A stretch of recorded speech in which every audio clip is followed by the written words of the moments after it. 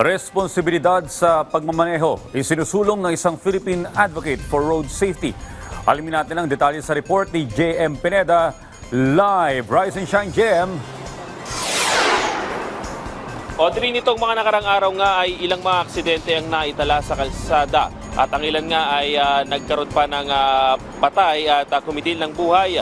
Kabilang na nga dyan yung sa Tagaytay City sa Cavite, kaya naman ang isang road safety group ay patuloy na sinusulong ang road safety management. Nitong Martes ng madaling araw lang, 3 buhay ang nawala dahil sa isang aksidente sa Tagaytay City sa Cavite. Lasing umano ang nagmamaneho ng van na bumangga sa isang kotse. Katuwiran naman ng driver, may iniwasan siyang poste dahilan para sumalpok sa kasalubong na sasakyan.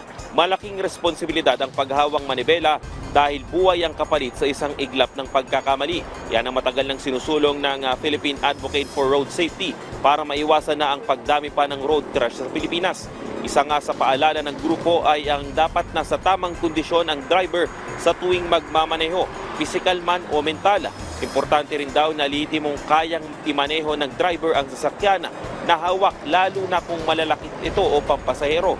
Dapat din daw na ikonsidera ng mga driver ang kondisyon ng sasakyan na imamaneho. Mas mabuti kung i-check ang mga preno o braking system ng sasakyan. Kahit ang mga ilaw umano ay kailangan nasa tamang kondisyon dahil isa ito sa mga basic rules sa kalsada.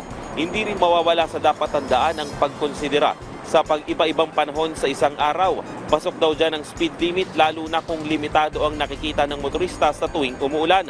Sa uling tala ng PNP Highway Patrol Group, wala pang kalahati ng taon ay nasa 10,000 na ang road crash sa Pilipinas.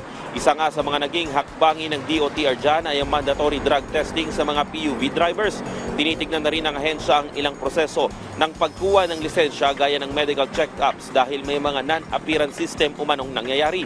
Binubusisi rin pati ang theoretical driving course at ang practical driving course sa pagkuha ng lisensya. Audrey, isa rin sa binigyan diin ng grupo yung dapat pairali ng mga drivers yung defensive skills nila pagdating sa pagmamaneho. Isa rin dyan yung sapat na rin naman daw yung mga batas o traffic rules sa Pilipinas at kailangan na lang sundin ito ng mga motorista. Yan muna ang latest. Balik sa iyo, Audrey. Maraming salamat, JM Pineda.